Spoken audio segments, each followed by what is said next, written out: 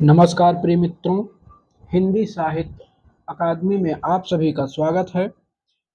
तो जैसे कि आज हम तुलसीदास जी का जीवन परिचय देखेंगे, तुलसीदास जी की रचनाओं के विषय में बात करेंगे और तुलसीदास जी का जन्म स्थान कहाँ है। तो इन सब चीज़ों पे आज हम बात करेंगे। ज़्यादा से ज़्यादा यह वीडियो जो है 10 मिनट का होगा। आप लोग एक बार इसको अवश्य देखिएगा, क्योंकि इसको देखने से आप लोगों को जितनी भी रचनाएं हैं, तुलसीदास का जन्म परिचय क्या है, कैसा है, सब कुछ पता चल जाएगा। तो आइए आज हम देखते हैं तुलसीदास जी के बारे में।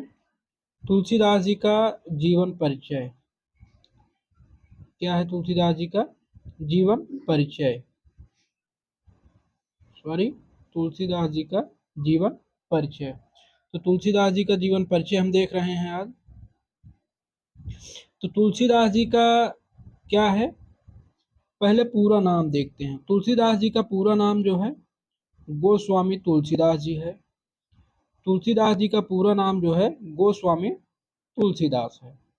इनका वास्तविक नाम क्या है? राम बोला है। जन्म तिथि क्या है? 13 अगस्त 1532 ईस्वी है। जन्म स्थान क्या है? राजापुर उर्फ रकरा यानी बांदा, उत्तर प्रदेश। इनके गांव का नाम तुलसीदास जी के नाम राजापुर है। इनके मित्र एक थे राजा भगत, उन्हीं के नाम पर राजापुर गांव पड़ा। तो इनकी मृत्यु 31 जुलाई 1623 ईस्वी, यानी जन्म जो है 1532 ईस्वी, निधन 1623 ईस्वी, निधन 1623 ईस्वी। तो मृत्यु स्थान क्या है? अस्सी घाट वाराणसी, उत्तर प्रदेश। अस्सी घाट वाराणसी यानी बनारस में है, उत्तर प्रदेश। राष्ट्रीयता क्या है? भारतीय थी, सब जान रहे हैं। धर्म हिंदू यानी सरयू पारी ब्राह्मण थे। इनकी भाषाएं क्या है? अवधी और ब्रज। इन्होंने अपनी जितनी रचनाएं हैं दो भाषाओं में की, एक अवधी में और दूसरा ब्रज में। तो इनकी जो रचनाएं हैं एक अवधी भाषा में हो गई, एक ब्रज भाषा में हो गई।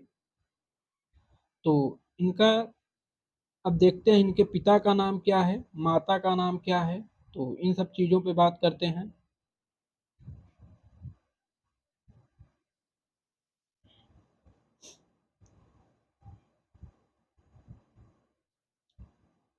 इनके पिता का नाम क्या है? आत्माराम दुबे है।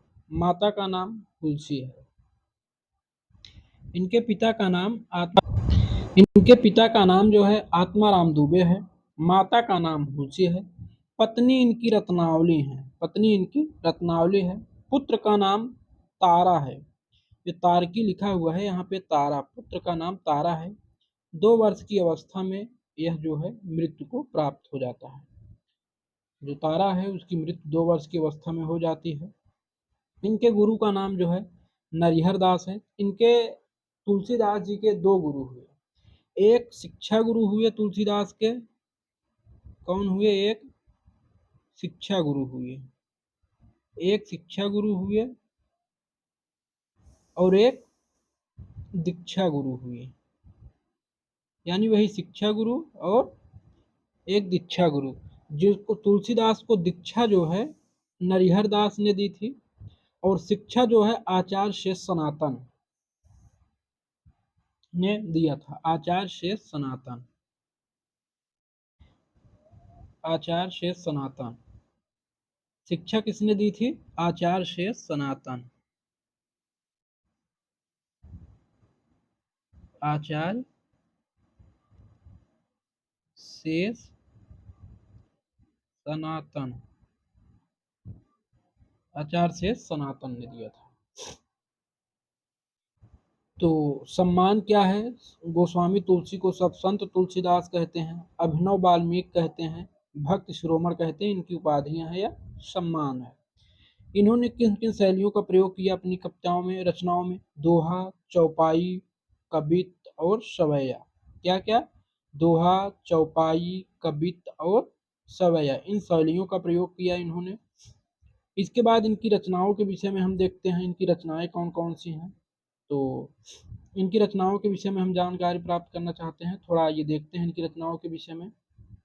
इनकी रचनाएं हैं रामचरितमानस, जानकी मंगल, पार्वती मंगल, रामलाल नाचू, भैरवे रामायण, दोहावली, गीतावली, कवितावली, विनय पत्रिका। आचार्य रामचंद्र शुक्ल ने जो है इनकी रचनाओं की संख्या 12 मानी है। तुलसीदास की, तो तुलसीदास की रचनाएं देख लिए, एक संक्षिप्त परिचय है। उनका जन्म स्थान, निधान, मृत्यु, माता पिता, इन सब चीज़ों को देख लिए। आइए हम इनका एक थोड़ा डिस्क्रिप्टिव में इनका देखते हैं उनके विषय में।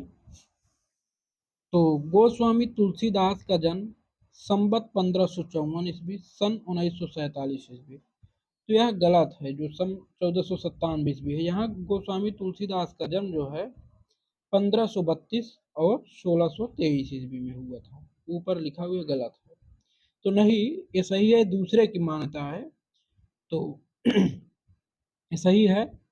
गोस्वामी तुलसीदास का जन्म 1554 अर्थात सन 1497 ईस्वी माना जाता है, परंतु तुलसीदास के जन्म तिथि तथा जन्म स्थान के विषय में विद्वानों के विभिन्न मत हैं। डॉक्टर नगेंद्र के हिंदी साहित्य के इतिहास के अनुसार इनकी जन्म तिथि स्थान निम्न है।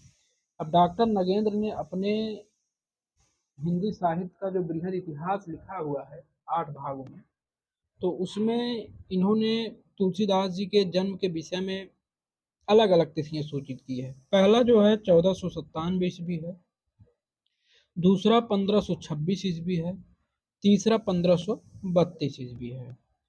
तो तुलसीदास जी का जन्म स्थान जो है डॉक्टर नगेंद्र जो है 3 मानते हैं, एक 1497, एक 1526, एक 1532। तो जो सर्वमान्य मत है वह जो है 1532 ईस्वी है, यही सर्वमान्य मत है, आप लोग यही लगा के भी आइएगा। तो आगे आइए चलते हैं इनके जन्म स्थान के विषय में देख लेते हैं। इनके जन्म स्थान के विषय में भी विद्वानों का मतभेद है, तो आइए हम देखते हैं। जन्म स्थान ऑप्शन ए राजापुर बांदा, ब सोरो एटा, चा सुकर क्षेत्र आजमगढ़। तो मतलब तुलसीदास जी के विषय में विद्वानों का विभिन्न मतभेद है, तो कोई राजापुर मानता है, कोई सोरो मानता है, कोई सुकर क्षेत्र मानता है। तो आइए हम इनकी व्याख्या देखते हैं। तुलसीदास के पिता का नाम आत्माराम दुबे एवं माँ का नाम, तुलसीदास के पिता का नाम जो है आत्माराम दुबे,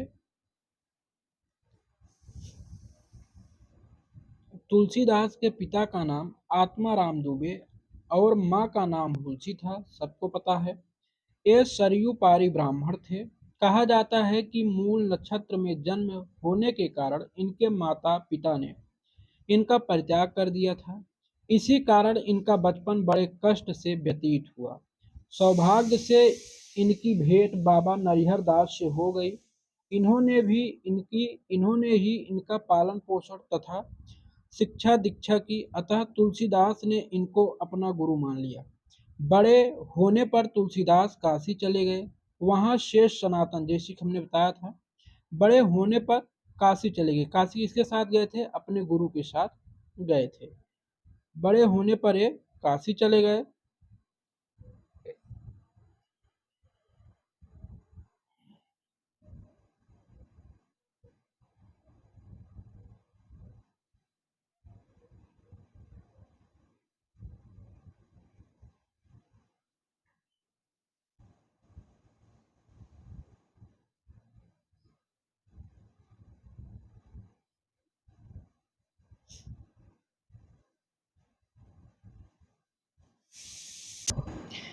सॉरी, बड़े होने पर ये काशी चले गए। वहाँ शेष सनातन नामक विद्वान से वेद, शास्त्रों, पुराणों व दर्शन का गहन अध्ययन किया। अध्ययन समाप्त करके ये अपना जन्मभूमि यानी अपने जन्मभूमि राजापुर ग्राम लौट आए। अपने ग्राम में रहते हुए इन्होंने दीनबंधु पाठक की सुंदर कन्या रत्नावली के साथ इनका विवाह हो गया। तुलसीदास तुलसीदास मतलब तुलसीदा ली गई, यानी तुलसीदास से इनका विवाह हो गया। ये थोड़ा गलत है, मिस्टेक हो गया है। घर लौटने पर तुलसीदास ने जब अपनी पत्नी को नहीं पाया, मतलब तुलसीदास कहीं बाहर गए हुए थे, तो जब घर लौटे तो तुलसीदास जी ने अपनी पत्नी को नहीं पाया, तो उनका वियोग सहन न कर सके, मतलब तुलसीदास जो है अपनी पत्नी का वियोग सहन न कर सके और सीधे लगभग आधी रात के समय, यानी लगभग सीधे आधी रात का मतलब लगभग 10-12 बज रहे थे, तो समय अपनी पत्नी के पास पहुंच गया। आधी रात को ही ये जो तो सुंदर हाथ कहाँ थे। घर लौटने पर जब ये अपनी पत्नी को नहीं पाया तो उनका वियोग सहन न कर सके और सीधे लगभग आधी रात के समय अपनी पत्नी के पास पहुंचे। उनकी पत्नी को उनका व्यवहार उचित नहीं लगा, तो उन्होंने तुलसी को फटकारा और कहा,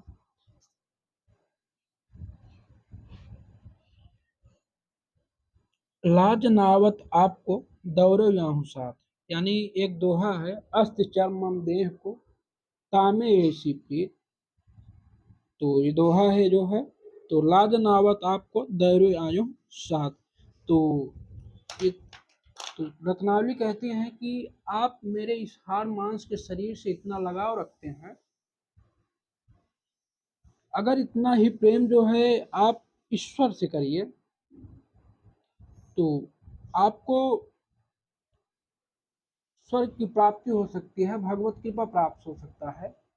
तो तुलसीदास को उन्हीं के माध्यम से ज्ञान प्राप्त होता है और तुलसीदास जी उसी दिन से जो है घर द्वार छोड़ देते हैं और सन्यास की ओर अग्रसर हो जाते हैं। तो पत्नी की यह बात तुलसी के हृदय में ऐसे लगी कि उनका मन संसार से विमुख हो गया और वह सन्यासी होकर राम की भक्ति में लीन हो गए। उन्होंने सन्यास उन्होंने सन्यास लेकर काशी, चित्रकूट और अयोध्या आदि तीर्थ स्थानों का भ्रमण किया।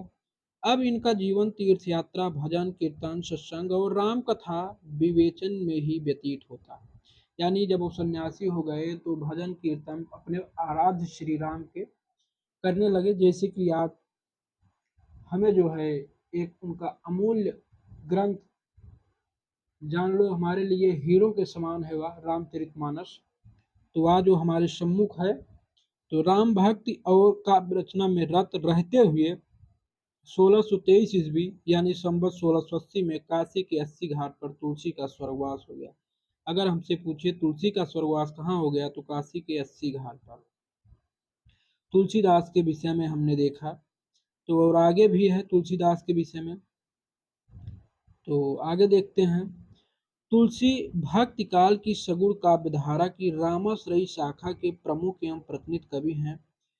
इन्होंने रामचरितमानस, विनय पत्रिका जैसे लगभग 12 उत्कृष्ट ग्रंथों की रचना की। जैसे कि हम आगे बताए कि आचार्य रामचंद्र शुक्ल जो है तुलसी की 12 रचनाओं की बात करते हैं, तो लगभग 12 उत्कृष्ट ग्रंथों की रचना करके हिंदी साहित्य को जो अभिवृद्धि की है वह अन्य किसी कवि ने नहीं की। इनका रामचरितमानस इनका रामचरितमानस हिंदी साहित्य का ही नहीं अपितु विश्व साहित्य का श्रेष्ठतम ग्रंथ है। इसी एकमात्र ग्रंथ के आधार पर तुलसी की गणना विश्व साहित्य की महान विभूतियों में की जा सकती है। अपनी अद्वितीय काव्य प्रतिभा, समन्वयवादी भावना और लोक मंगलकारी साधना के कारण तुलसी हिंदी साहित्य में विशेष स्थान रखते हैं। अतः तुलसी को हिंदी साहित्य का सर्वश्रेष्ठ कवि माना जाता है। आगे चलते हैं, तुलसीदास की रचनाओं के विषय में हम जानकारी प्राप्त करते हैं। तो तुलसीदास ने लगभग 12 ग्रंथों की रचना की है। उनके प्रमुख ग्रंथ इस प्रकार हैं। रामचरितमानस अवधी भाषा में है, विनय पत्रिका ब्रज भाषा में है, कवितावली ब्रज भाषा में है, गीतावली ब्रज भाषा में है, दोहावली ब्रज भाषा में है, भैरवी रामायण अवधि में है, पार्वती मंगल अवधि में है, जानकी मंगल अवधि में है, वैराग्य संदीपनी ब्रज भाषा में है, रामलाल नाचू अवधि में है। यानी तुलसीदास जी के ग्रंथ जो बताए आगे कुछ ब्रज भाषा में है, कुछ अवधि भाषा में है। तो रामचरितमानस अवधि है या ठेठ अवधि यानी ग्रामीण बोलचाल की अवधि यानी संस्कृत निष्ठ अवधि। तो ठेठ अवधि में रामचरितमानस लिखा गया है। इन ग्रंथों में रामचरितमानस हिंदी का ही नहीं अपितु विश्व का सर्वश्रेष्ठ महाकाव्य है। समूचे भारत में यह ग्रंथ बड़े ही सम्मान की दृष्टि से देखा जाता है। साहित्य के क्षेत्र में इसकी क्षमता का अन्य कोई ग्रंथ नहीं है। दूसरा श्रेष्ठ ग्रंथ विनय पत्रिका है। यानी दूसरा जो विनय पत्रिका है, कहते हैं कि अगर अगर तुलसी के राम को जानना है तो आप रामचरितमानस पढ़िए, अगर स्वयं तुलसीदास को जानना है तो आप विनय पत्रिका पढ़िए। इसमें विनय पत्रिका तुलसीदास की बहुत ही सुंदर रचना है। 279 पद हैं। विनय पत्रिका में।